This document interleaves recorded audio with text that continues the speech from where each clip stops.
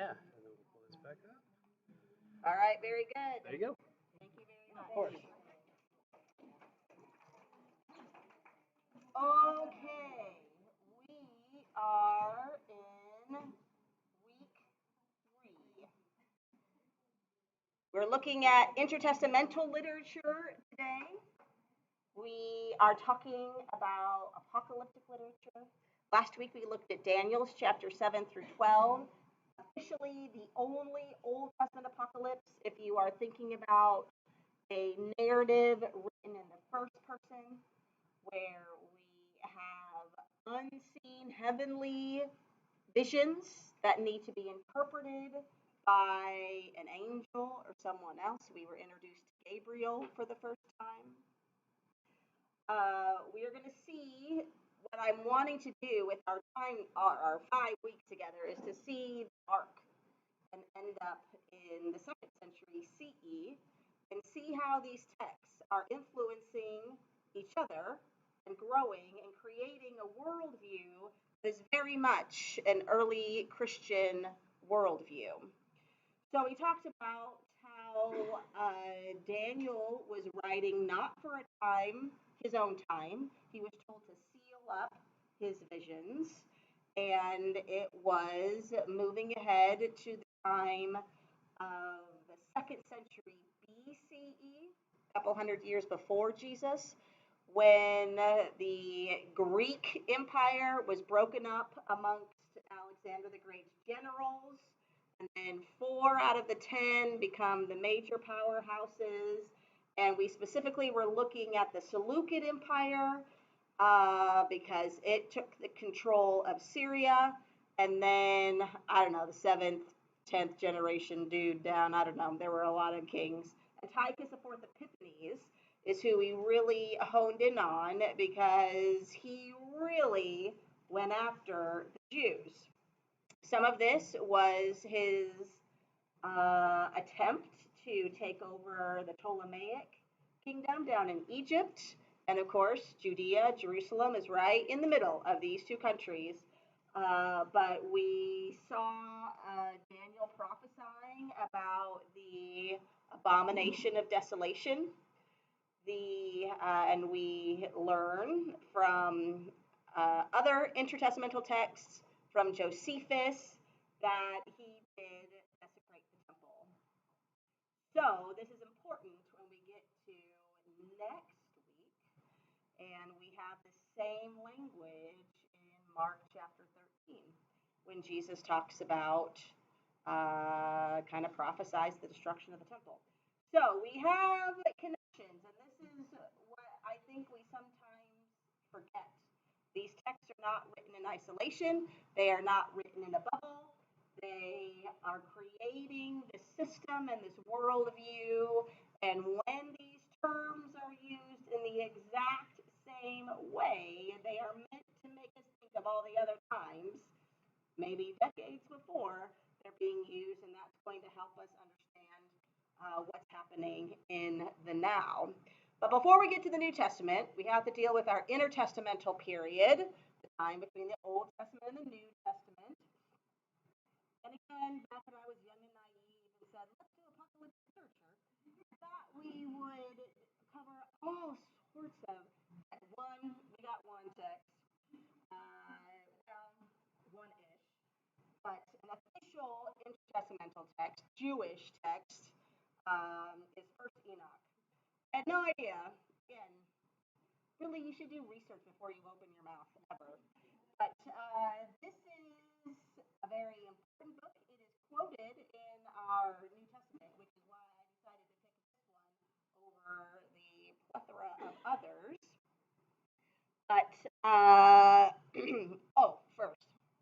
So, this intertestamental period, some people refer to it as a time of silence from God, these 400 years. And in a sense, we don't really have prophets in the same way we see in our Old Testament, but there is much literature written. So it wasn't really a time of silence. What we end up with, and these are terms that are applied to these texts quite a bit later on. Officially, First Enoch is a pseudepigraphical text. It is, no one really thinks Enoch, the father of Methuselah, wrote this. Instead, he's a man who walked with God and was taken up and didn't experience a physical death. That is interesting. So we narrow in on this mystifying figure and then create this whole thing. So technically, First Enoch is a pseudepigraphical text, a text where authorship is unknown and falsely attributed to a biblical character, but on purpose. So this was a pretty common practice. The Wisdom of Solomon is another text from this time period written in Greek. Solomon knew a lot of things. He did not know Greek. He was not alive when this book was written. No one thinks he was alive. But Wisdom of Solomon, of course, people are going to want to read about this. So this was a pretty commonly accepted practice. Very few religious groups, Jewish, Catholic, Protestants, accept pseudepigraphical texts as canonical. The Ethiopian Orthodox Church accepts a few, including First Enoch. Protestants don't accept any of these texts, which is totally fine. There are some texts that the Jews do consider canonical. Tobit, Judith, Susanna. There's some additions to Daniel, the Maccabees, first, second, third, fourth Maccabees. These apocryphal books are included in the Jewish canon and in Roman Catholic canon. So whenever you think about church history, like post New Testament times, they would have councils, the Council of Nicaea, the Council of Chalcedon, the Council of Trent, the Council of Worms, the Council of, right? The issue is something has happened and we got to make a decision. So what happens here with the Council of Trent, which actually met like 5 times in 300 years, people are making lists and determining that this is our Bible. And someone else says, no, we need to talk about this. So we have a council and all of our bishops and cardinals and everybody come together and maybe a creed is formed, or maybe we really figure out, how Jesus can be 100% man and 100% God, and we throw really fancy Latin words at it. But this is what's happening with these texts that were written during the intertestamental period. Martin Luther takes these texts and takes them out of his order and puts them into someplace different. And this is, after he pounds his 95 Theses on the church door because he wants to not create Protestantism, but he does want to reform the Catholic Church. We've got some issues. And so these councils and these decisions are made because we need to come to some kind of agreement and to determine who the heretic is because, oh, by the way, it's not us. So we do have, if you look at the Catholic Bible, there are books in between our Protestant Old Testament and New Testament that are considered apocryphal. This just means hidden. And there are these texts pseudepigraphical that are not included hardly anywhere, and First Enoch falls in that category. My dad wanted to make sure I was very clear on these terms. I hope I have done it justice. He will text me a lot on the way home, and next week I will probably have more to tell you because I'm sure I've missed something. What a guy. What a guy. All right. So who are we talking about? First Enoch is a pseudepigraphical text. We actually have two Enochs. To be clear, we are not talking about the Enoch who happens to be Cain's son that we read about in First Genesis, in Genesis 1:17, just in case. We are talking about the fifth, sixth, seventh generation from Adam under Seth. His wife's name was Edna. I don't even know how I know this. And I read this somewhere. I didn't make this stuff up. But they have Methuselah. So in Genesis 1, we are having this genealogy. And what we read about Enoch in Genesis 5 is at the age of 65, he fathered Methuselah. He walked with God for 300 years, and he was not, for God took him. That's it. That's all we got. So, of course, we need a backstory. There's got to be more about this guy than that. I mean, that's pretty cool, but still.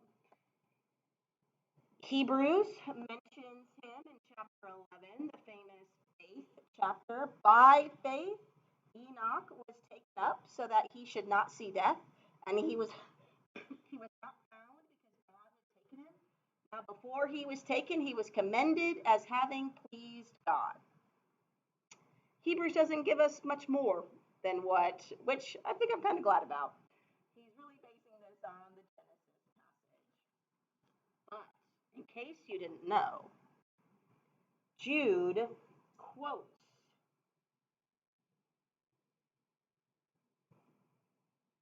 I'm going to stand closer to the mic. I've been informed I'm not being heard very well. Okay. All right. I'll try really hard to stand still. I'm a mover. Oh my gosh. I have to grow as a person right now. Okay.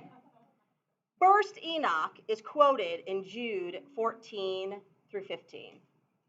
It was also about these that Enoch, the seventh from Adam, prophesied, saying, quote, Behold, the Lord comes with 10,000s of his holy ones to execute judgment on all and to convict all the ungodly of all their deeds of ungodliness that they have committed in such an ungodly way, and of all the harsh things that ungodly sinners have spoken against him. This is from 1 Enoch chapter 1, 9. So I decided that if we had to pick something, I would pick this because this helps us better understand Jude. Jude is a one chapter letter. So notice you do not need to say Jude 1, 14 through 15. There's only one. He is addressing the false teachers that have infiltrated the believing community that he is writing to.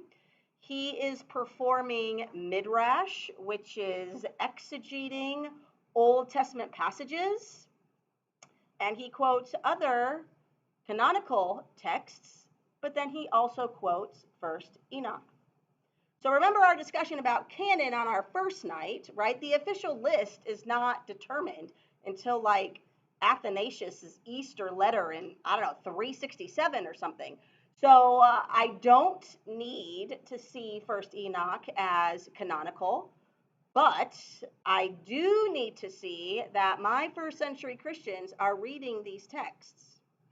I don't know what they thought about it, but Jude quoted it with the expectation that his readers would know what he was talking about. Otherwise, it is pointless. Why would you mention something that no one knows about, right?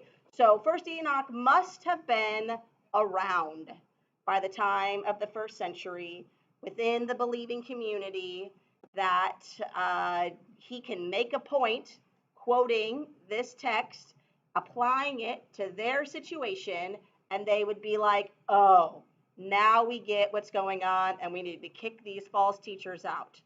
So I think it behooves us to become familiar with these texts. Don't need to consider them divinely inspired, but we do need to be aware of them because our first century audience is aware of them. So when we think about the book of First Enoch, it seems to me the impetus in writing, we need an explanation of why Enoch didn't die. How is it that he came about being able to walk with God, right? Live a faithful life to a point of being worthy to be whipped away straight to heaven and not experience a physical death. That's pretty amazing. Maybe I want to strive to be like Enoch, but I need a little more than 3 verses. What I also find striking is this text is written in at least 4 languages. So this is getting around. This is not just hanging out in Judea. This is Ethiopic, Greek, Coptic, Aramaic from the Dead Sea Scrolls. So this becomes, I think, a pretty important text for these early Christians. And for a variety of reasons, it didn't make it into our canon, which is totally fine. But again, we might need to be aware of it because they were aware of it. So the apocalyptic elements that will be very obvious. Uh, Enoch sees the physical world as radically disordered. Things are not well. Wickedness is rampant. He goes on an otherworldly journey. He's whisked away. That was one of there's 2 different types of apocalypses, right? The otherworldly journey, but also the layout of history in chronological order. Both types of apocalypses appear in First Enoch. And we have this expectation of the end of times and some prophecy about what that is going to look like. So on our next slide, we've got some pictures. The one text of papyrus that is written in Greek. The other, that's from the 4th century. So that's a pretty old text. We don't have too many New Testament texts much older than the 4th century. And here on the other side, which is written on parchment, which is made out of vellum, out of animal skin, is a 16th century Ethiopic text. So, for centuries, different churches are using this text. That is pretty impressive to me, something maybe we should pay attention to. What we discover in First Enoch is that it is a compilation of works. One big work with 5 works in it. So the first set of chapters, chapters 1 through 36, has been labeled the Book of Watchers. And watchers are a fallen angel. Think about Satan. He fell from grace. And who all did he take with him?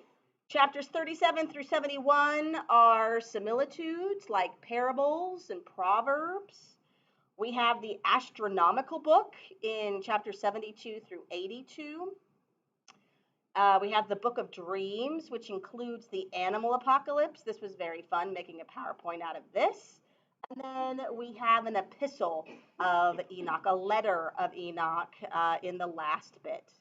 So I think these texts were floating around separately and then were finally brought together into one compilation that we now call First Enoch. So we're just going to spend some time in First Enoch tonight and look at these various texts. So the first book, the first section is the Book of Watchers.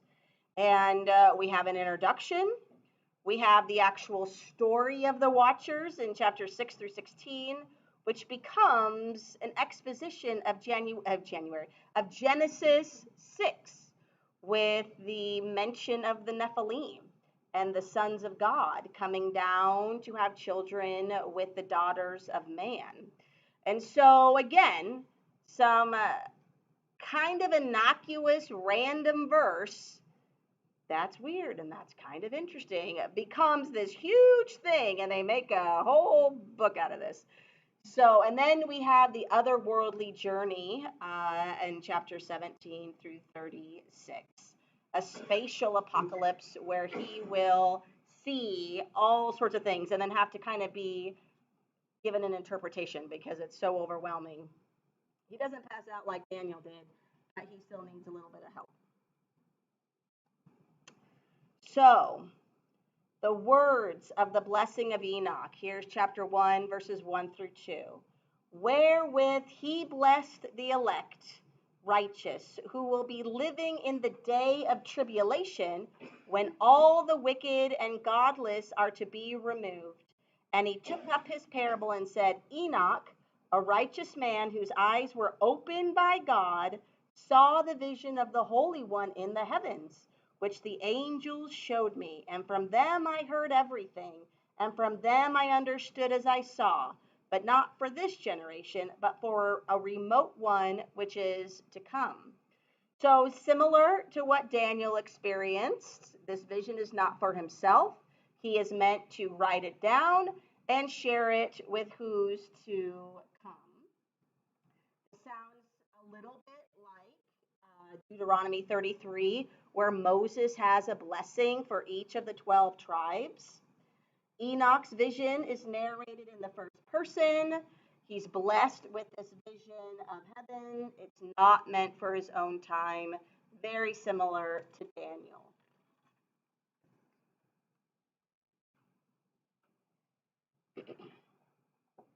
So, in our introduction, chapters 1 through 5, we get a prophecy of God's coming judgment. There will be curses upon the wicked and blessings upon the chosen. We get this language in Proverbs, right? This is sapiential wisdom, where the chosen will experience this utopia of eternal peace all the days of their lives. And the blessed state will include the gift of wisdom, which is given through Apocalypse, which is given through Revelation. What we will discover is this text, scholars think, is written during the time of the Maccabean revolt. So again, think about the temple has been desecrated. We have this persecution and oppression. Judaism is outlawed. What encouragement do I need to know that God is sovereign and God is in control, and the wicked will have their just dues come at some point, and things will end the way they're supposed to? So this text arises out of this crisis, and we will see that it gives a lot of details if you can make it all the way through. What we have here, and those online need to do the clicking to their link on their own because you won't see it here. But in my research of this, oh, you can't see it either. Okay, just a minute. Let's see if I can go.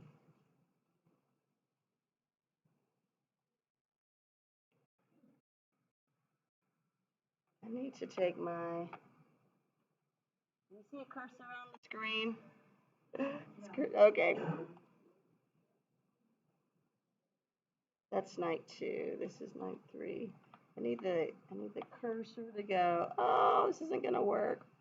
That's too bad. I don't know if I can like drag and drop. Well, the online people get a little better. Is anything happening? Okay. If those of us here in the room, here, maybe I can do this. Oh, maybe I shouldn't.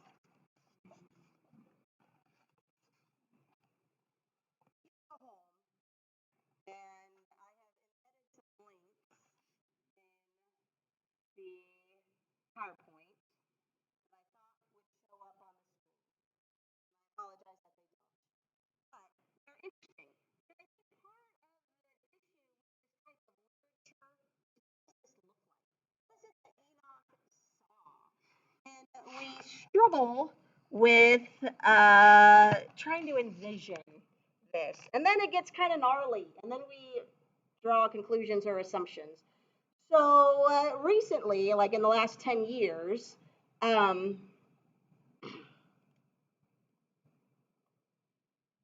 was the University of Gloucestershire in England worked with, I think he was a student, who worked with his professor, and he came up with 12 paintings of first Enoch, his interpretation of what Enoch saw. They're a little trippy and they're a little out there, but I think they're interesting because it is an interpretation. So we're not going to be able to really see them tonight, which is a bummer, but the email that you received with the link has the PowerPoint attachment. So check that out. You just have to open the PowerPoint and then flip to the slide and then click the link, and it will take you to these different ones. But I think this is striking to see. Maybe if you're a visual learner, this will help, process some of the stuff that we are reading and talking about. And if you go to the website, it's a whole like museum exhibit, and you can kind of take a 3D. I just took screenshots, but you can take a 3D tour of the exhibit where they set it up at the university. So it's really quite interesting, and I'm not really sure anything like this has been done before. So that's pretty cool. But we start very clearly. Chapter 1, there's coming judgment, there's coming accountability. The righteous will be blessed, the wicked won't. So this is comforting to me when I'm reading this in my time of crisis.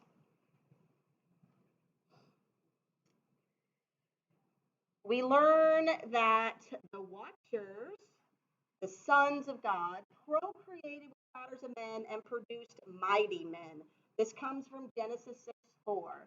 The Nephilim were on the earth in those days and also afterwards when the sons of God came into the daughters of man and they bore children to them. These were the mighty men who were of old, the men of renown.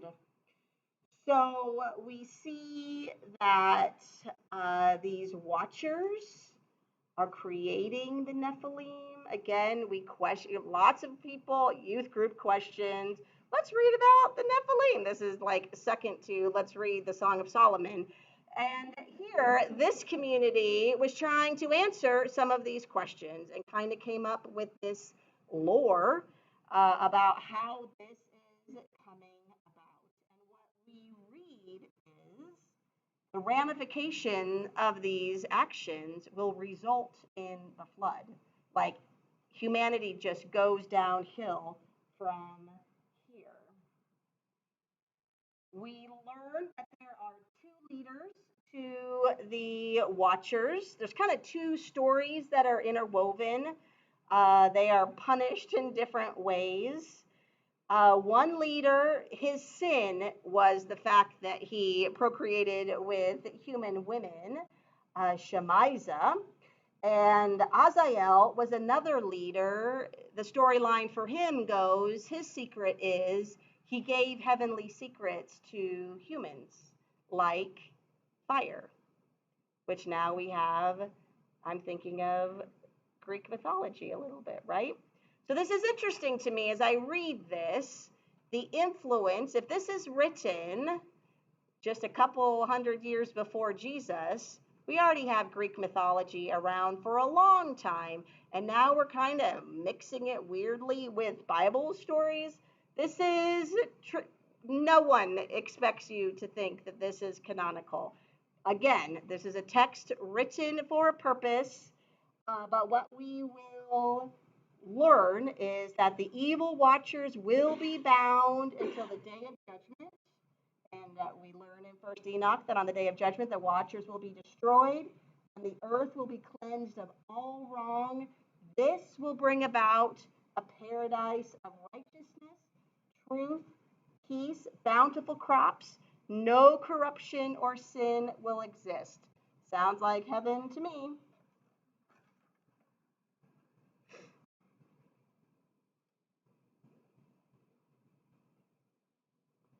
So there's another picture. If you are at home, you can click and see Azael teaching metalwork, these heavenly secrets given to humanity.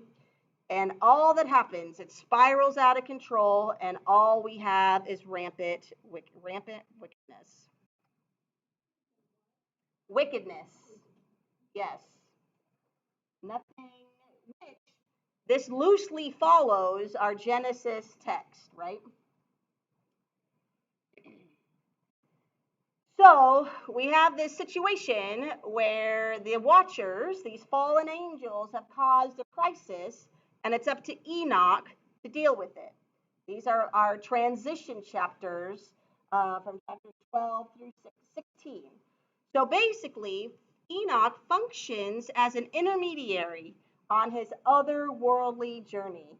The watchers, God has put out this judgment. It's been out since chapter 1, and they're concerned for themselves, as they should be. So they petition Enoch to intercede to God on their behalf. And the picture shows Enoch writing a letter that he will then deliver to God. Shockingly, God does not care. God will still judge the wicked. So, not sure what the watchers thought they could accomplish this. But Enoch is taken to the heavenly throne room, whisked away. And this vision being removed to the heavens gives Enoch a level of authority. He was there, he saw it in person. He must be pretty amazing. He walked with God, right? And so now he can be God's messenger. He started out as the watcher's messenger, but now he's going to be God's messenger. And we learn that the judgment will be the flood, and the whole earth will be wiped out. The watchers will be bound until the end of times. The petition did not work.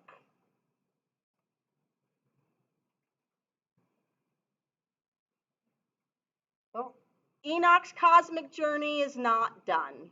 He is going to be taken to the outermost parts of the earth. An angel interprets what he sees, and we begin to see this process of being able to walk with God. So, all of this, he was selected, he was a special person. People saw something in him, and this is why we can get in our Genesis passage that he walked with God. He is in God's presence.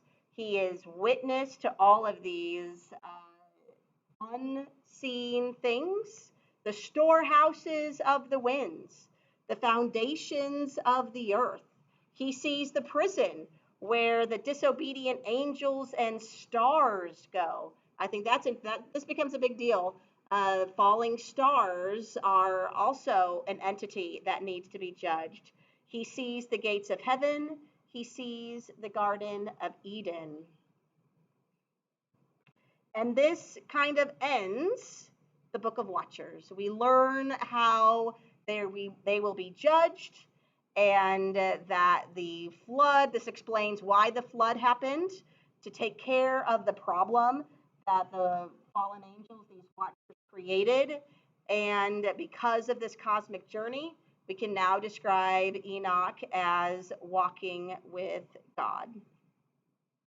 So we switch gears a little bit in chapters 38. And we get similitudes. So Enoch ascends to heaven. He witnesses the righteous dwelling in the presence of God in peace. The secrets of heaven are revealed to him. Thunder and lightning they talk about it a lot. It's very mysterious. I think this is funny. But then he also acknowledges, which is also another element of apocalyptic literature, that God has foreknowledge of world history. God is sovereign. God is in control. God knows what's happened. It's what's going to happen, and he knows how it's going to end. And everything is preordained. Remember how Daniel said the prayer, and Gabriel said, even before you finish praying, things were determined? It's the same kind of idea. Enoch is getting a similar vibe during his heavenly journey. And after this, I saw 1,000 thousands and 10,000 times 10,000, a multitude beyond number or reckoning, who stood before the glory of the Lord of spirits. I looked, and on the four sides of the Lord of spirits, I saw four figures different from those who were standing, and I learnt their names because the angel who went with me made known to me their names and showed me all the secret things. How the kingdom is divided, how the deeds of men are weighed in the balance. I saw the dwelling of the chosen and the resting place of the holies. I'm in a time of crisis. My religion is no more, and yet I have promises that the righteous will be given amazing places for eternity if I can just hold strong.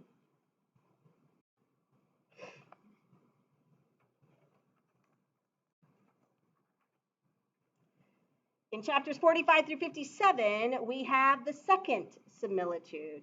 Here, we learn the fate of those who deny the dwelling of the holy ones and the Lord of the Spirit. We see that Judgment Day with the Son of Man sitting on his throne. Daniel saw someone like the Son of Man. Places of judgment are already built and prepared, and more cosmological secrets are revealed to Enoch to prove the Son of Man's authority. So here, very much, Daniel is influencing first Enoch. So next week, when we talk about Mark and Jesus calling himself the Son of Man, absolutely do we need to be thinking about first Enoch and Daniel, working our way backwards. And this is the second parable about those who deny the name of the dwelling of the ones of the Lord. They will not ascend into heaven, nor will they come upon earth. Such will be the lot of the sinners who deny the name of the Lord of spirits, who will thus be kept for the day of affliction and distress. On that day, the chosen one, the Son of Man, also called the righteous one or God's Messiah, will sit on the throne of glory and will choose their works, and their resting places will be without number, and their spirits within them will grow strong. And when they see my chosen one, the Son of Man, those who appeal to my holy and glorious name, and on that day I will cause my chosen one to dwell among them, and I will transform heaven and make it eternal blessing and light. He will transform the dry ground and make it a blessing. I will cause my chosen ones to dwell upon it. But those who commit sin and evil will not tread upon it. For I have seen, says God, and have satisfied with peace my righteous ones, and have placed them before me. But for the sinners, my judgment draws near me, that I may destroy them from the face of the earth. Oh, good. God is going to take care of my enemies. I've been waiting for this a long time, and God's got it under control. This is very exciting to me.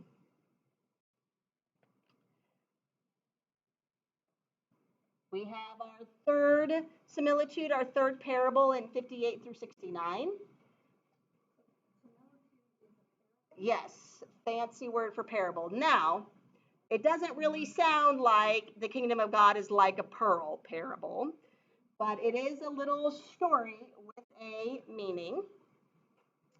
In this third one, we see that Enoch witnesses more cosmological secrets. He has a vision of the head of days. Daniel saw the ancient of days. So that's interesting terminology. We have a Noah story where a select group was saved from the flood. And we read about the judgment of the watchers of those fallen angels.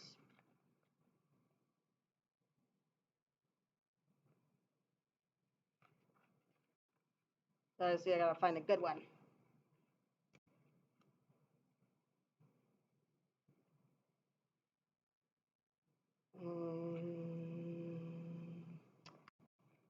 Like reading the whole thing.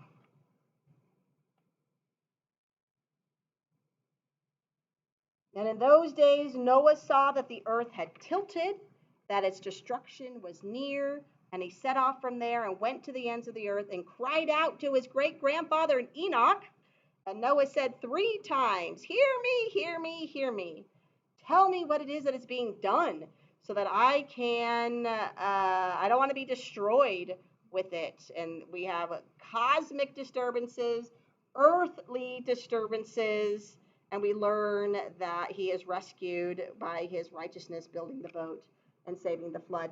So it's interesting to me that, I mean, these are very much Jewish authors because they know their Old Testament and they weave these Old Testament stories but give a little more background to what is going on to help flesh out the experience that their current day readers are experiencing.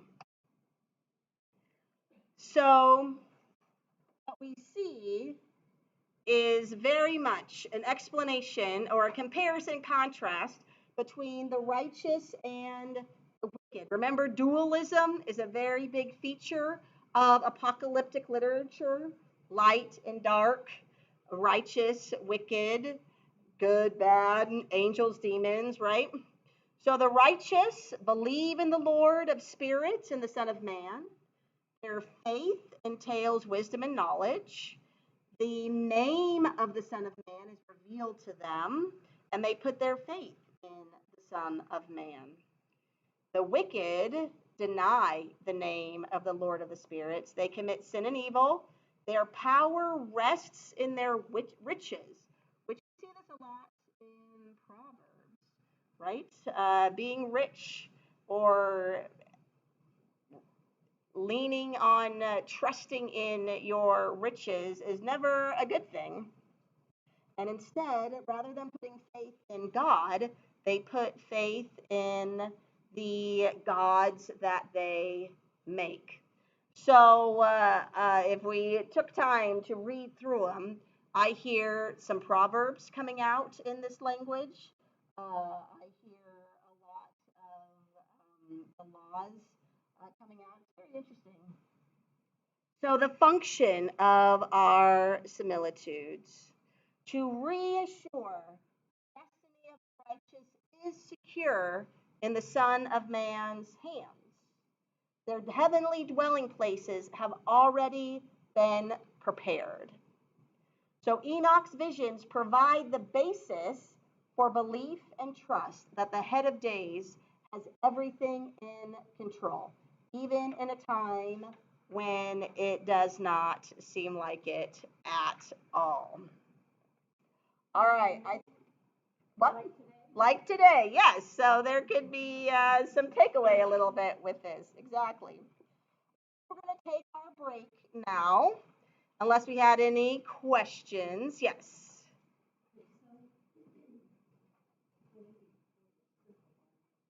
That's okay. Yes. Yes.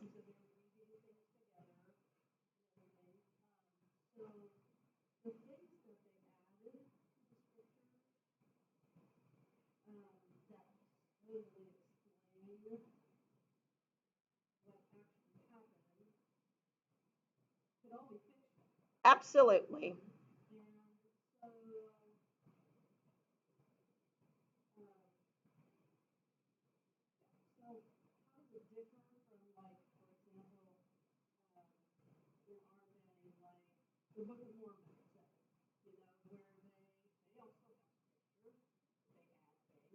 Yes.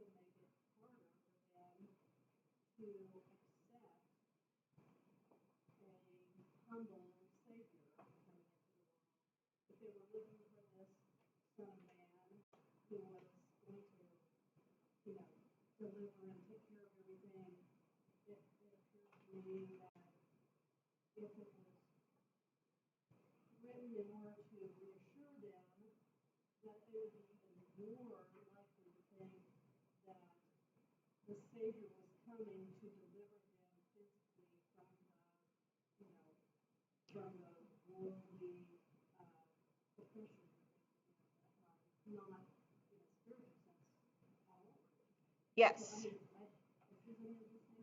Sure. I'm just trying to think how to, I'm always supposed to recap for the people online that didn't hear you.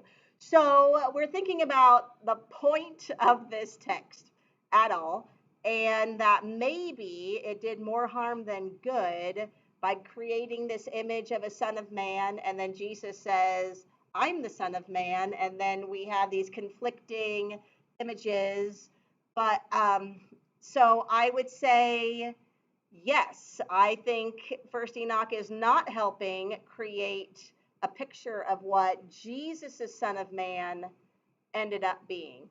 I mean, if you really think about it, there weren't really all that many converts to Jesus, really. You know what I mean? Like his belief system did not take the world by storm.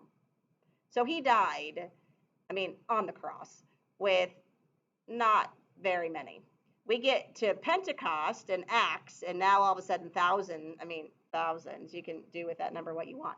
But I think Jesus did have an uphill battle to explain apocalyptically the kingdom of God is here, but it's not going to be the kingdom that you expect.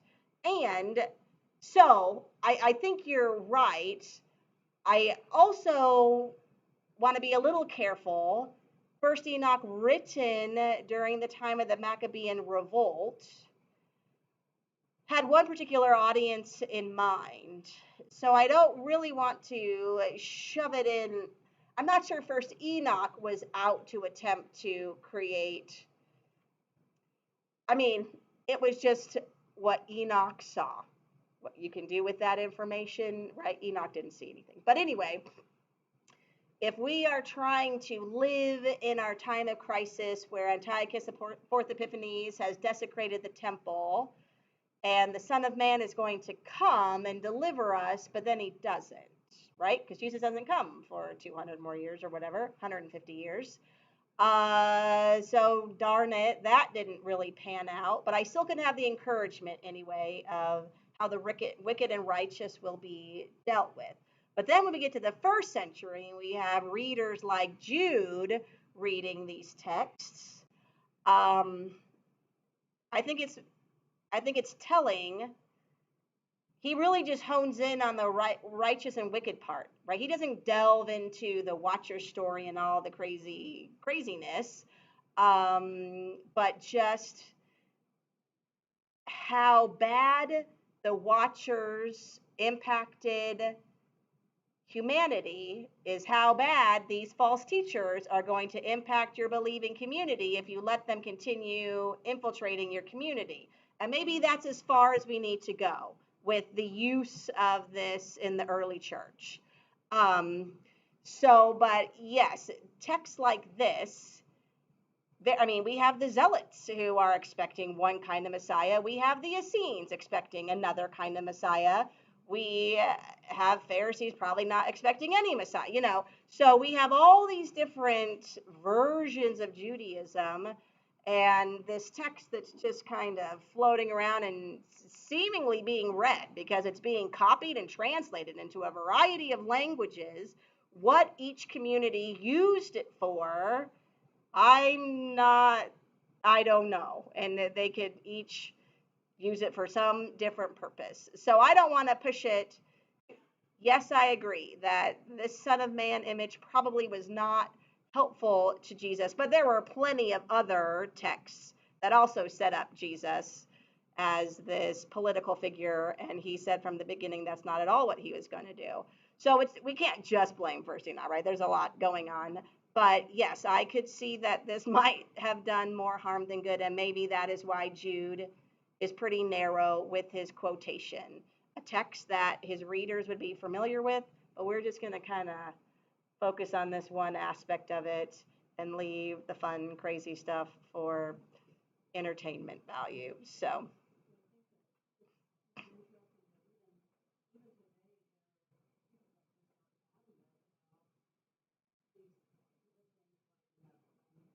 Oh yeah.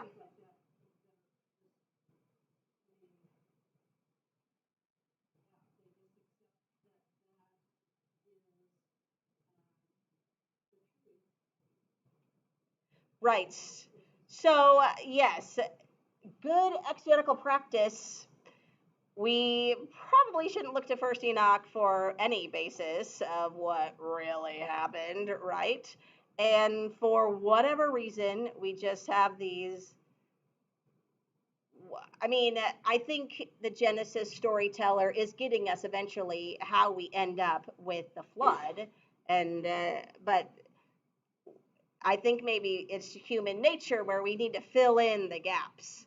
And First Enoch goes nuts in that regard. So, so yeah, we I think need to be careful. I am not promoting this as divinely inspired at all.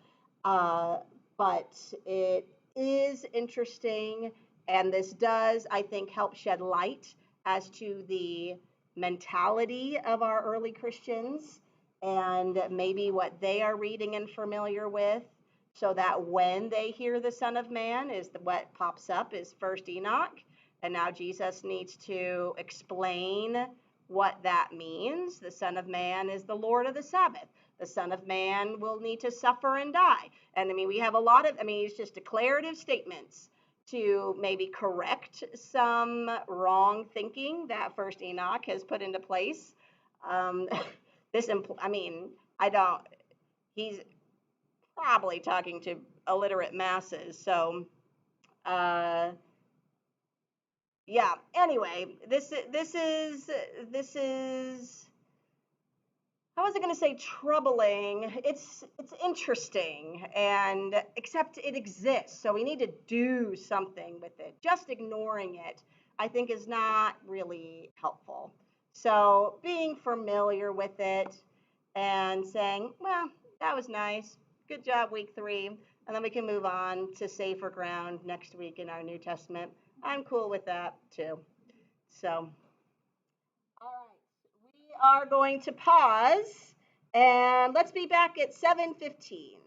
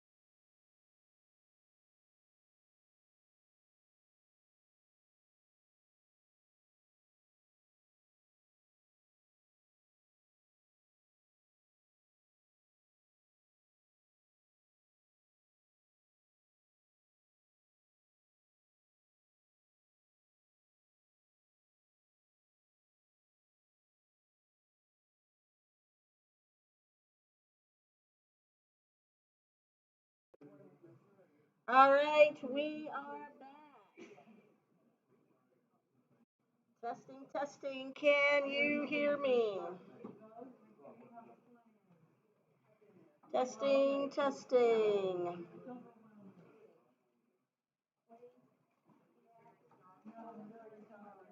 Testing, testing, testing.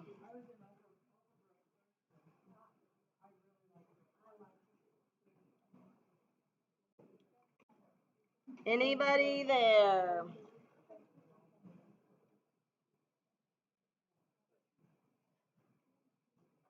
Okay, great.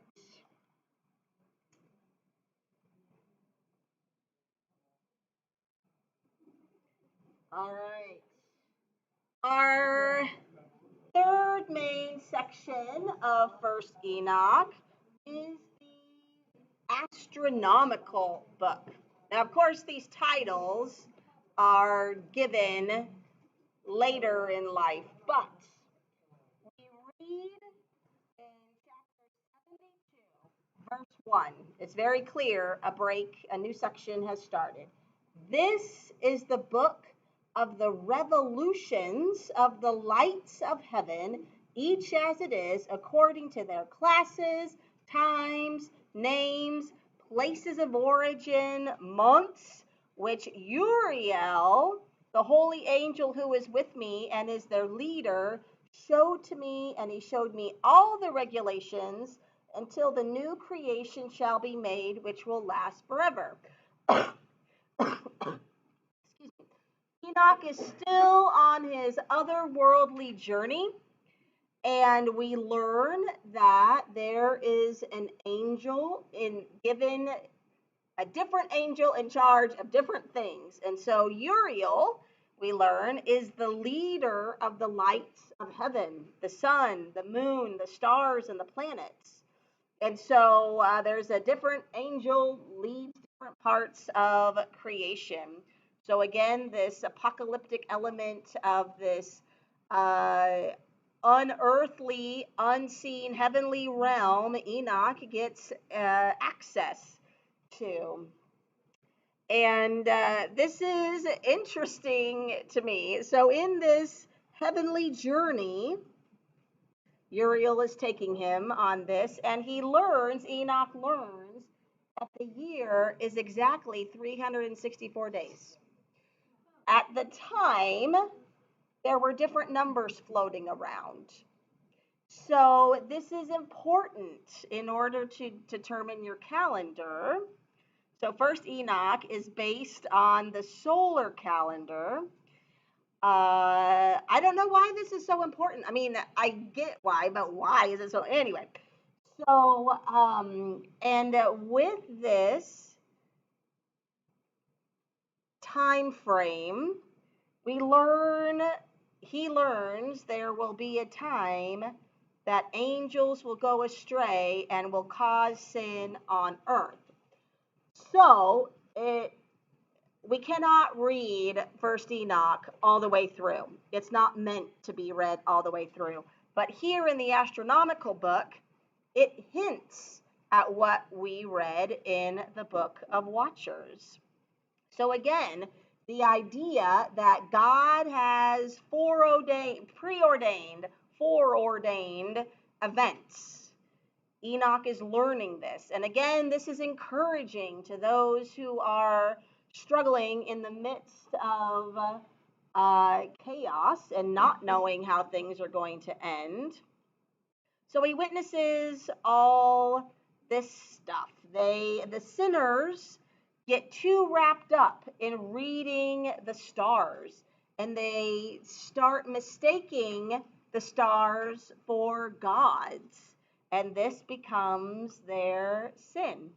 And this will cause the angels to fall. So this is really striking. And then he witnesses all this stuff, and then he is brought home by three angels, and he tells Methuselah all about it, which I think is also very funny. Spends the next year imparting the wisdom that he learned to his son. And Enoch tells Methuselah that the solar year is divided into 4 parts, 3 months of 30 days.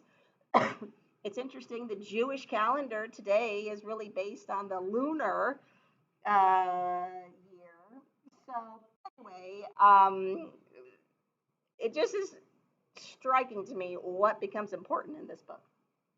So, this astronomical book is all about, he witnesses these heavenly planets and stars and learns all of this knowledge. It's revealed to him, and he imparts this knowledge to his son Methuselah.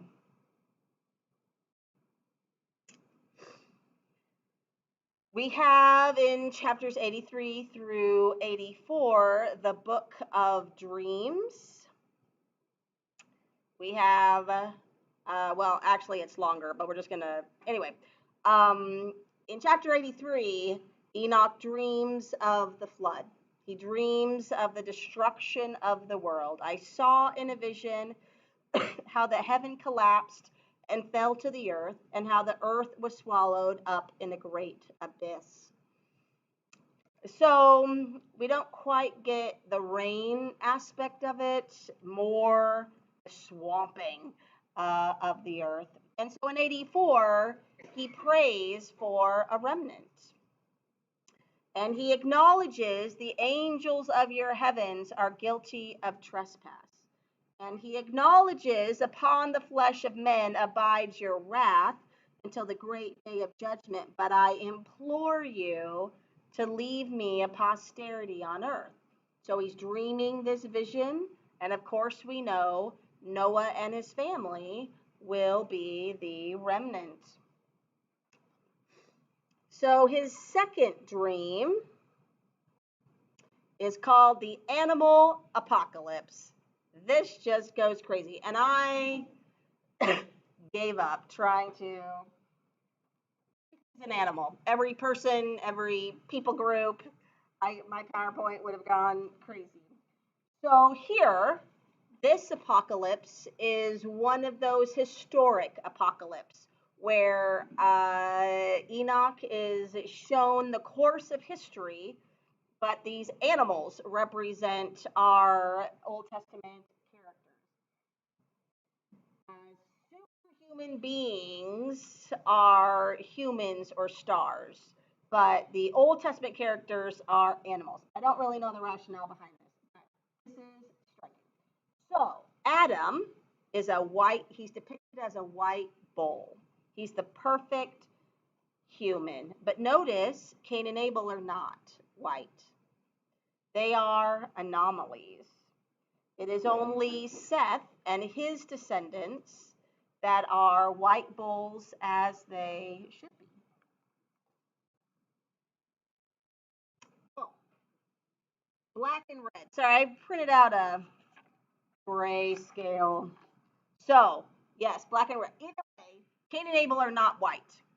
So this is, of course, right, Abel dies and Cain is cursed. So they can't be white. Then we learn of Enoch witnesses the fall of the angels. I am depicting this as falling stars. Totally went through clip art like no other. And we learn that the stars descend from heaven. They procreate with the descendants of Adam, the white bulls, but their progeny are black bulls. Humanity is irrevocably changed. There will never anymore be any white bulls. Here is the explanation of sin entering the earth, entering the world. So what is it that we're going to do about this? This next one's my favorite picture. Very proud of my PowerPoint. Okay, epic. Angels take Enoch. I am snipping tool like crazy out of Google Images. Takes them up to this high place so that he can witness all of this happen. And the first thing we see are our fallen angels, our stars being thrown into the abyss. Here is our segment.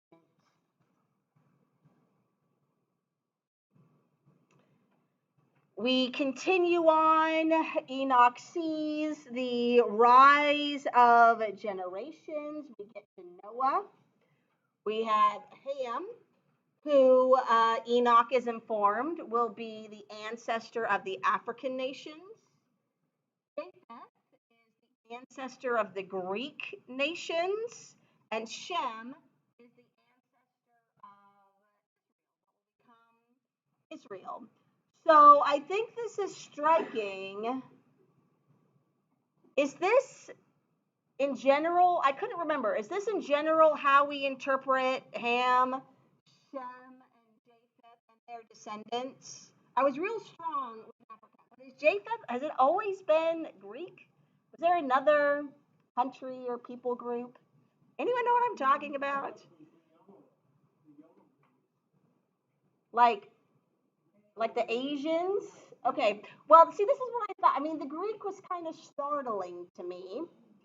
And I wonder if, I didn't find this out in my research, I wonder if this is more because of its current setting, right? If we are being harassed by the Seleucid descendant from Greek general, that then this is a little bit of a diss on Antiochus IV Epiphanes and his ancestors.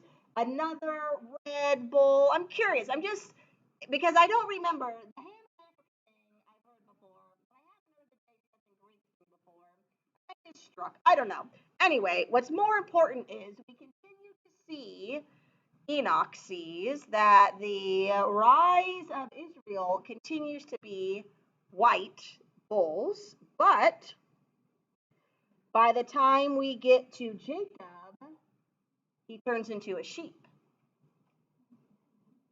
So that his 12 sons are sheep,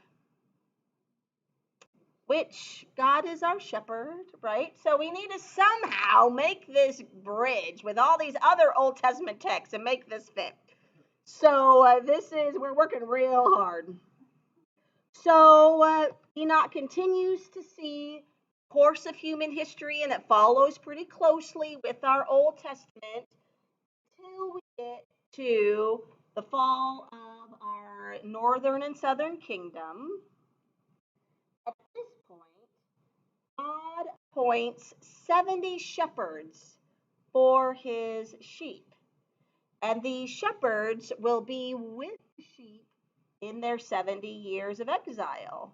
This is what Jeremiah prophesied.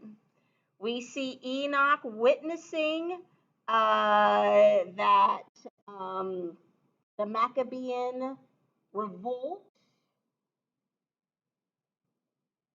I'm jumping ahead. So we've got this whole thing about the temple. So the exile comes to an end. The sheep go home.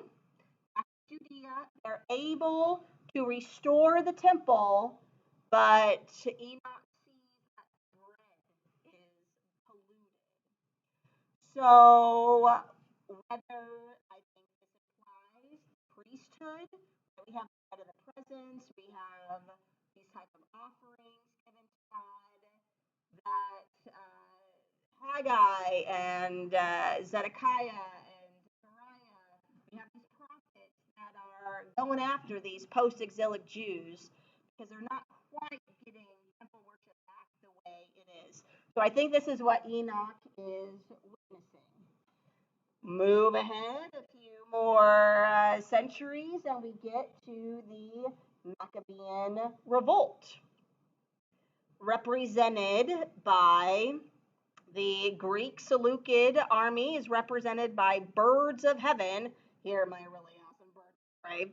And they are dive bombing God's sheep. You need to be really impressed by this, okay? I mean, this takes time, people.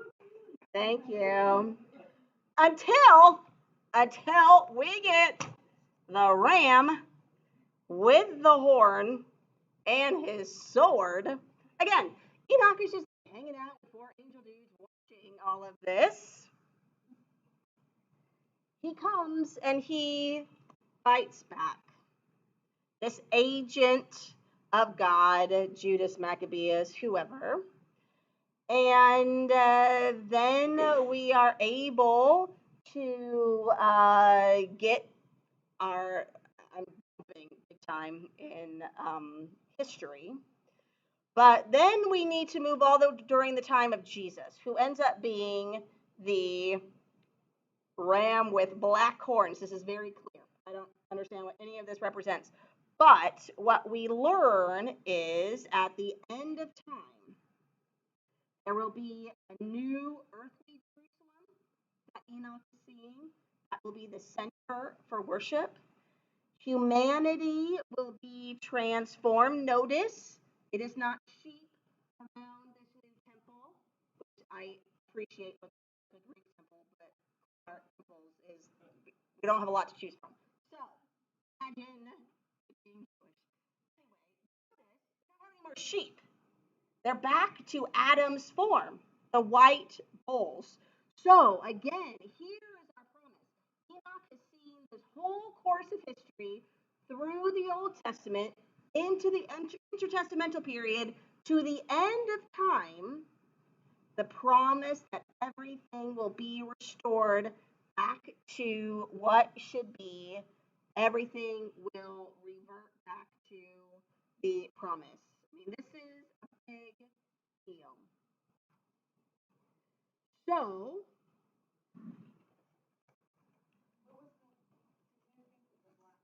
I don't know. They just make a mention of it. Like it's very clear he has a black horn. So I don't know. Got to keep a lookout. You know, when Jesus comes back, sheep with black. I don't know. I don't know why they kind of. Sure, I mean, he witnesses this and then is trying to tell us, but I don't know why they just don't say and a ram. Maybe. Yes. Yes, and it's clear when you read through it, we're in a different time period. By the time we get to the Herod's temple has been destroyed, and the end of times, the temple will be restored. Israel will be restored. Everything will be put back the way it is. And if this is written during the time when the temple is not working, this is another big promise that eventually we will have worship at temple again. So when we look at the book of dreams, when we think about it just in its own context, I mean its own unit, it states that the people of Judea need to open their eyes and ears. They will be seeing these things coming in the future. And the book of dreams, Enoch is telling you, so be on your guard when these things happen. We also learn that Enoch's prayer is an effective form of resistance. His prayer was answered. Noah was left as a remnant, but also we have a call for action. Don't just lie down and take it from the Seleucids. Rise up and be with the Maccabeans and fight back. So this is, we had some Daniel chapters 1 through 6. We saw as more passive. Don't fight back, but also hold your line. Pray your prayer, but don't eat their food. But also, don't go after them with the sword. Here, in this book of dreams, we have a more active resistance, call to more active resistance. And then finally, when we get to the epistle of Enoch in chapters 91 through 108, this ends up being a commentary of the righteous and the wicked, similar to what we read in the similitudes. The epistle letter does say the righteous will suffer at the hand of sinners. but God will soon intervene. The righteous will be rewarded. The gates of heaven will be open to them. And then, and this is nice, at the end times, the righteous will execute judgment on sinners. Yes. The wicked, we learn, trust in their riches. This sounds a little bit like the similitudes. They do not remember the Most High. It only appears that God favors the wicked. Their success is built on sin, but they will perish by the sword and incur fiery punishment. You can be the one to kick them off into the abyss. Go, righteous people. So this is interesting to me that we have two texts that are quite similar, I think, in their teaching on the righteous and the wicked. So just we're really driving it home. Don't think that this time of crisis is an excuse to fall away. Continue to walk with God just like Enoch walked. Then we have finally the apocalypse of weeks, which is another historical apocalypse, like the Book of Dreams. He receives an apocalypse, a revelation about the course of world history by means of a heavenly vision through the words of angels reading the tablets of heaven. What is interesting is he does not need an interpretation. He's able to track what is going on. And he basically, history is divided into 10 weeks. So, again, just like with Daniel, I don't think we're talking about 7 24-hour days. It's just time words. And just like Daniel, a time, a half a time, a time, don't push this literally at all. So in the first week, it's a good week. It is a time of righteousness when Enoch is born. And the second week is a bad week. It is a time of wickedness, which will have an end, the flood, but a man will be saved, Noah. This is good. The third week is a good week. God will choose a man for righteous judgment. We learn that's Abraham. And after that will come the plant of righteousness, which will grow into Israel. I don't know why there's a big gap there.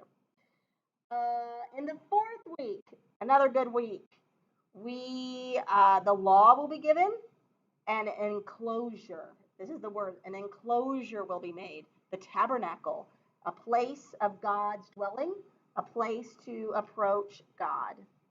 The fifth week is another good week.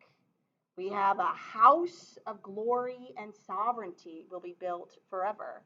Here is our temple. Lots of other stuff happens in these weeks, but I'm giving you the highlights.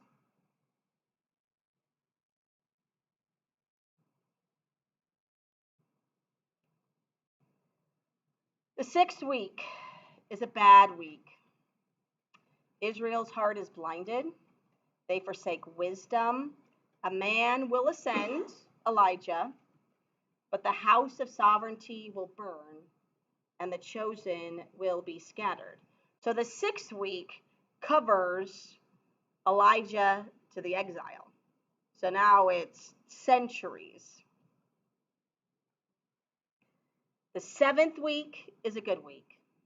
An apostate generation will arise, but at the end of the week, the plant of righteousness will receive sevenfold instruction.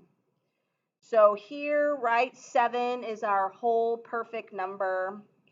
When we get to Revelation, we'll talk about the role of number symbolism quite a bit. But the promise, the plant of righteousness, will receive this 7 instruction. Let me see if I've got it marked here.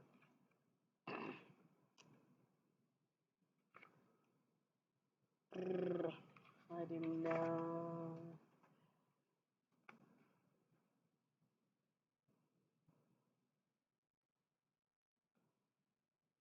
Yeah, it doesn't specify. Okay, doesn't matter. The 8th week is a good week. Sinners will be destroyed by the righteous, and a house will be built for the great King in glory forever. The righteous judgment encompasses the whole world, and evil will disappear in the 9th week. And in the 10th week, eternal judgment executed on the watchers. First heaven will vanish, and a new heaven will appear. And after these 10 weeks, the promise is there will be weeks without number in which there is only righteousness. So this becomes really interesting, this demarcation of history. We will see this in the Dead Sea Scrolls in a few minutes, if we make it that far. So when we think about this text as resistance literature during the time of the Maccabean revolt, we see that justice will be given to the righteous.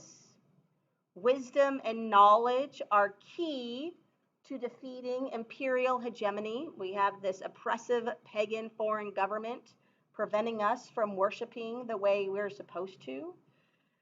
And toward the end of times, the bad weeks won't last much longer, and there will be judgment. So we have this hope and comfort and encouragement. These historical events are not arbitrary. Enoch has seen to the end of time. All of this is under God's control. Hegemony. This is the overlording of a foreign government. So you would most likely pay tribute to them, possibly taxes. So it's a negative term. The power the foreign government has over you.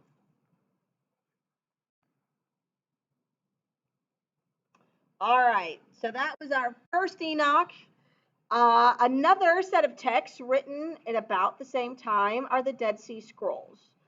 So, want to see how far we get with this. Technically, there is no official apocalypse found in the Dead Sea Scrolls if we keep our definition narrow. A text written in the first person, the seer sees world history or is taken on a heavenly journey, talked to by angels. We don't have a text like that, but we absolutely have a community in the desert with an apocalyptic worldview. So instead, they are viewing their current events, through an apocalyptic lens. So I wanted to include them because we're going to see elements in various texts that we just saw in Daniel and First Enoch. These people are calling themselves the righteous. They are the fulfillment of Isaiah 40, verse 3, a voice crying out in the wilderness. This is what John the Baptist says he is. The Qumranites say we are, and we're going to separate ourselves from Jerusalem and the corrupt priesthood and do Judaism the right way out in the desert. So these elements are found in our text without there being an official apocalypse, and the pictures are cool. All right, so 2 theories as to who these people are. The main theory is that this again is a group that starts during the time of Antiochus IV Epiphanes, the Maccabean revolt, that period, and they separate themselves because we have some Jews that are aligning with Antiochus IV Epiphanes. He is putting into the priesthood and the governorship people who should not belong there, people not in the line of Aaron. And so we are getting breaks within Judaism. that there's disagreement whether we should follow them and or stay strong and stay true and stay faithful. So Hasidim is our term for the righteous or the separate ones, and one group that broke into the Essenes or the group at Qumran and the group of Pharisees. We think the Pharisees came out during this time as well. Or we have one group that divided into the ascetic text or sect in the desert, but then those who continue to live in cities, because we have documents that explain how to be a good Qumranite, even if you are living in Jerusalem or throughout Palestine. So we're not exactly sure who this group was, where they came from, but they did seem to write these texts. So this reaction to the corruption in the priesthood. So just briefly, they believed in a spiritual existence, an immortality of the soul, but no bodily resurrection. So a little bit like the Sadducees. They believed in fate over free will. They looked for two messiahs, one priestly and one king, and very much apocalyptically oriented. They got a text that we'll look at, which describes the final battle between the sons of light and the sons of darkness. Here again is our duality. They, of course, are the sons of light.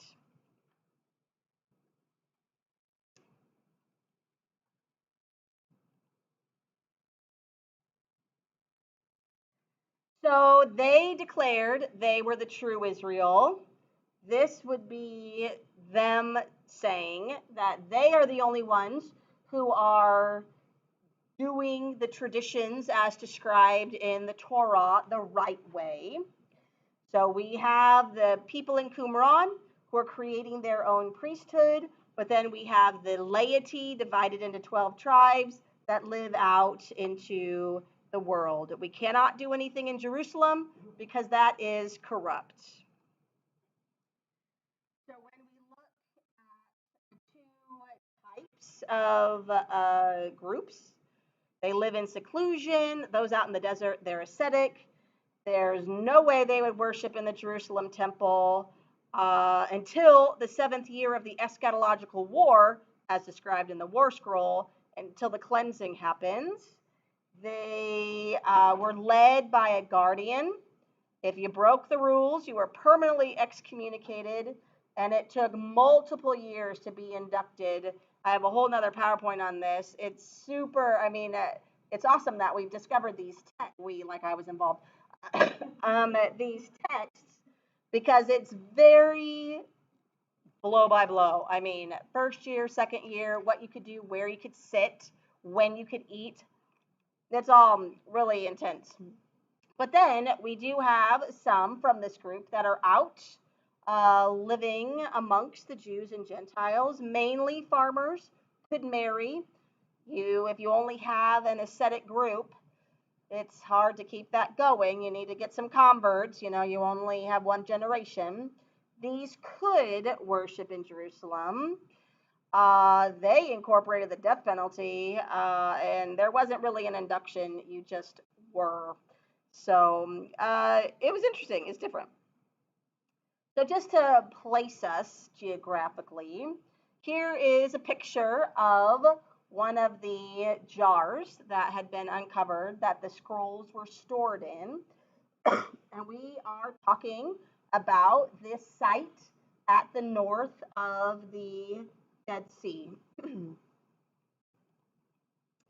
Here are a couple of pictures of the caves that have been excavated. Notice you can't really get there from here. So if we think about, again, a time of crisis, if the Jerusalem priesthood has gone to pot and we're the only way to usher in the coming Messiah, we're waiting for these Messiahs, But then something seems to happen, and we need to protect our writings. So some of the scrolls or some of the caves were man-made. Some were natural, of course, but now we're repelling down into them to store these scrolls, and really they were quite well preserved. What was damaged was more by human people, not knowing what they had, starting fires with them, more than animals or anything else getting to them. So it was pretty ingenious to store the scrolls here in these caves, and of course the arid, dry environment helped as well. So here's just yes.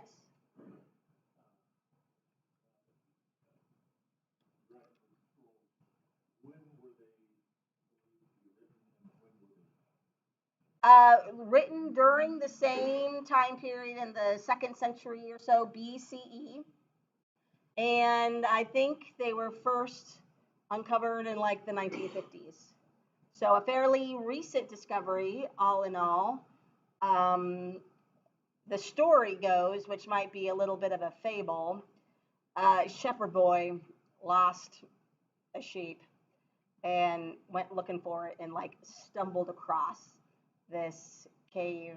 He threw a rock into the dark and it smashed something. I mean, it made a sound it shouldn't have made. It was breaking one of those clay jars. So this is now fuel for fire. But then people are noticing that there's writing on it, and now they're getting to like antiquities dealers, and then archaeologists are in on something serious is going on. I think there are still excavations today, scouting out. There's definitely still um, putting all the scraps and remnants together. You, if you get really into this, there are pictures. This is probably from 50 years ago, but a cigar box of just these remnants that need to go somewhere, like a jigsaw puzzle. So this is pretty intense, and the interpretation of the scrolls is a huge field of study, because they do have some biblical texts. I get to that in just a second. But then they have these other community type texts that show us what their belief system was. So what do we do with this group that seems not like anything we have in our New Testament? So how do we fit them in? And really what I think our takeaway with that is we cannot talk about one Judaism. That doesn't or didn't exist. We have Pharisaic Judaism, we have Sadducean Judaism, we have, just the average Galilean fisherman Judaism, and we have the Qumran Judaism. And anyway, so this is the environment that Jesus is walking into, and then making some pretty amazing statements that might sound familiar to some of these texts that we've been reading before, except now we have a different interpretation on how things go. So, uh, Cave 1, Cave 11, and Cave 4 have really produced quite a few documents. And if you ever do much reading, the scrolls are labeled, they have a name, but then they're labeled 1Q. So that's the first cave at Qumran. So sometimes understanding how the nomenclature is helpful too. So, like I said, all biblical books have been uncovered there except for Esther. So, the debate is why, not Esther. Technically, God is not mentioned, like the word God is not mentioned anywhere. So, whether that's kind of an apocryphal story or not, but it is striking. No version of Esther shows up. We have two versions of Jeremiah. We have different versions of the Psalms. We have some apocryphal texts. We have what are called pesharim. That's the Hebrew word for interpretations.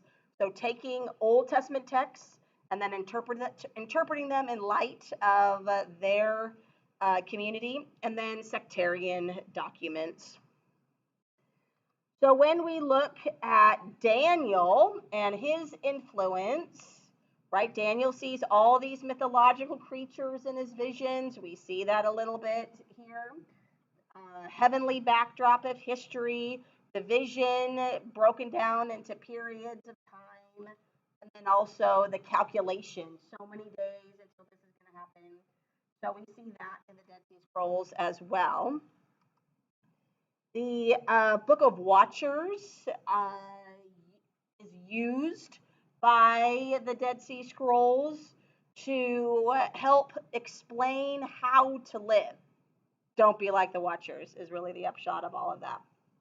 So it's striking to me that this is First Enoch is heavily influences the Dead Sea Scrolls. The animal apocalypse, right? We get to the sheep and the shepherds, and they eventually become bulls again. But here's a story of the rise of an elect group, and they see themselves as the elect group. And again, this breaking down of history into periods of time. We saw that in Daniel. We see this in Apocalyptic weeks. They do this here as well. So I want to take just a few more minutes. We got this. We're going to buzz through this. The Damascus document found in Cave 4. These are, here's a picture of what is left of a section of our manuscript. The readers are called to walk perfectly in all his paths, because the watchers walked in the stubbornness of their heart. The heavenly watchers fell. They did not keep the commandments of God. So, specifically citing the book of Watchers in an explanation of how to live and not live. The rule of the community found in Cave 1, much better condition. These were rolled up and then shoved in the jars. We read the ritual and ceremonial rules that the community adhered to. Here's also our rules for governance and how to establish the true community in the wilderness, how to fully fulfill Isaiah 40, verse 3. Within this document, we read of the instruction of the two spirits. Here is our dualism again. From the God of knowledge comes all that is and is to be. Before ever they existed, he established their whole design, and when, as ordained for them, they came into being, it is in accord with his glorious design that they accomplish their task without change. He has created man to govern the world and has appointed for him two spirits in which to walk until the time of his visitation, the spirits of truth and wickedness. So the spirit of truth and righteousness is ruled by the Prince of Light, assisted by the God of Israel and his angel of truth. The spirit of righteousness and truth is humble and good and wise, and shall inherit the glory of Adam. Whereas the spirit of wickedness is ruled by the angel of darkness, is greedy, wicked, liars, and destined for punishment. So this sounds a bit like our similitudes in our Epistle of Enoch, where it's very clear what's going to happen to the righteous and very clear what's going to happen to the wicked. So we learn the difference between good and evil. We learn that human behavior is shaped by supernatural forces. Remember in Daniel 11, where Gabriel talks about Michael going to fight the heavenly version of what is happening on earth. We see the same idea here. There's a conflict between these two spirits, but it has a time limit. There will be an end, and divine judgment will be followed by eternal reward and punishment. We have found in the 11th cave, 11Q Melchizedek. This breaks down history, just like we saw in the Apocalypse of weeks. So rather than 10 weeks, we have 10 jubilees. Remember in the Old Testament, Jubilee from Leviticus 25 is that 49 years, the period of time when land could be alienated from its ancestors, but then at the end, the year of Jubilee, the 50th year, the slave gets set free, the land gets back to its original old owner. So history is broken down into this kind of idea, and the 10th Jubilee is the day of expiation for the lot of Melchizedek, this heavenly figure who fights against Belial. And just like the angel of light is pitted against the angel of darkness, here we have these supernatural heavenly beings fighting, and the impact of that could have earthly impacts as well. And this text cites Daniel 9.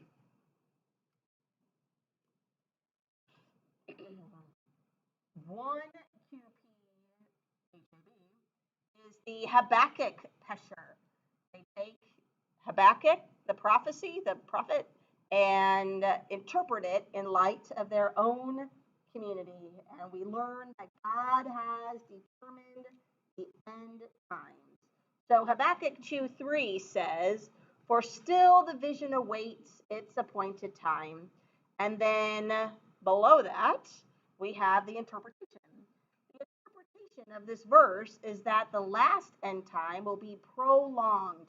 Wait for it will surely come, and it will not be late. So again, this idea that God is in control, there's a set time for everything. It will happen just the way God is planning. And then finally, we have the war between the sons of light and the sons of darkness, the war scroll.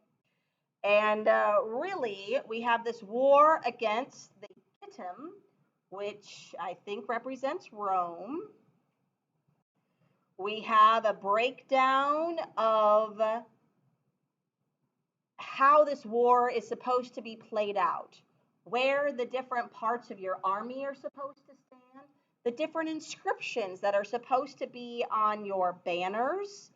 It is very specific, which I think is very interesting. The number of trumpets, the type of weapons you're going to need. We have a 7-stage battle led by the priests between the light and the darkness. And of course, the battle is won by divine intervention. So those who win are those who are supposed to win will win. I don't think their Armageddon, not ours. So they did not know about Revelation yet, right? That hadn't been written yet. But I would say they would think their version of their end times, which no one from the Qumran community is still alive. So, and the two messiahs never showed.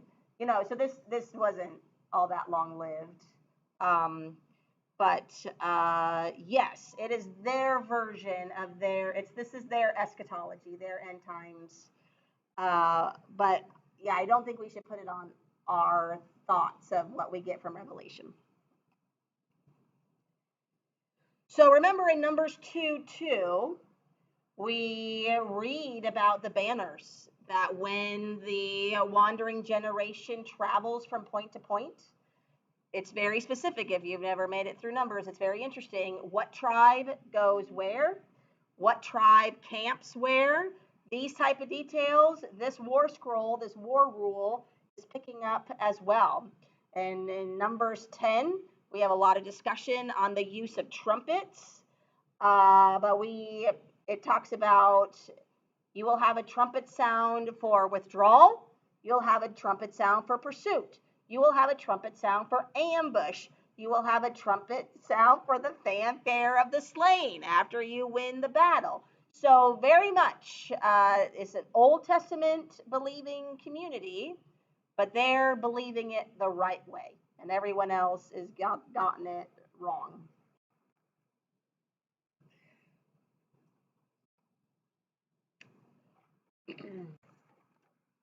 So, just as we saw in Daniel, a heavenly counterpart to the earthly battle, we see this going on here in Qumran as well.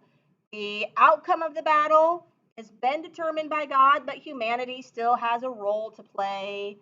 And in their mindset, in their second century BCE, the final battle is imminent. So we need to get prepared now.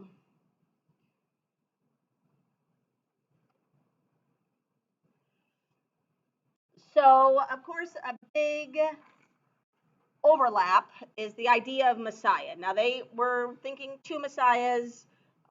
We were expecting one Messiah, but it is striking some of the language that we see that's pretty comparable. In the Dead Sea Scrolls in 4Q 246, Son of God he will be called, and they will name him Son of the Most High. And this is what Gabriel tells Mary. That's interesting. He, the Messiah, will heal the wounded, give life to the dead, and preach good news to the poor. This pretty much is in Luke what Jesus says when he takes the Isaiah scroll in the synagogue and rolls it to the wrong place, right? There was a right place. He had a point to make. This was not the lectionary reading of the day. And then talks about his mission. He's going to fulfill this passage in Isaiah. And when Jesus talks to John the Baptist here in Luke 7, we have similar wording. So I think that's interesting. I don't know if Jesus had anything to do with anyone in Qumran during his time on earth, but what we need to see is this concept of Messiah was just in the air. Like everyone kind of had this expectation.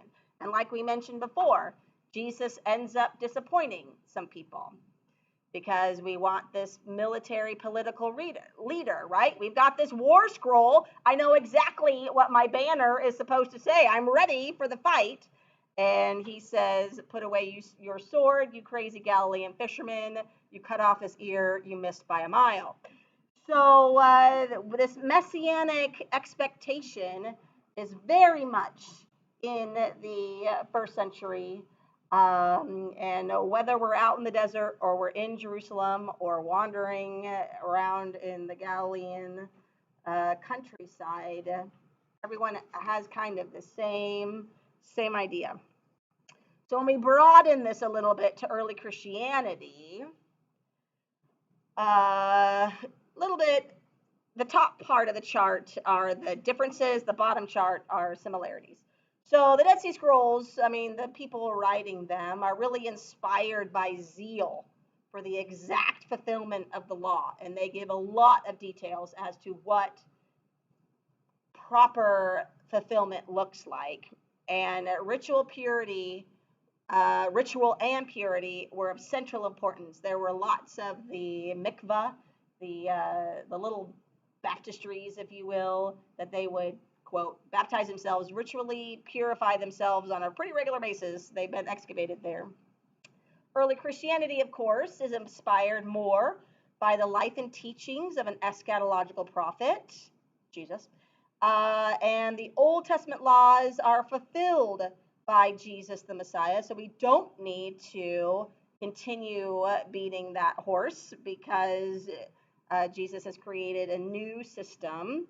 But both groups very much believe that there are angelic and demonic forces that are shaping human destiny. We interact with demons quite a bit, and they happen to know Jesus' true identity more than his disciples. Both, especially in the first century, both believed that God's intervention and judgment was close at hand, that evil would be swept away, and that we did have a hope of life after death whatever that looked like. So we've gone over a little bit because of our slight delay. Any quick questions on anything? Again, these are not divinely inspired texts that we need to do anything with, but I do think they influence our New Testament text that we will look at next week. Well, thank you. Have a safe drive home, and we will see you next week.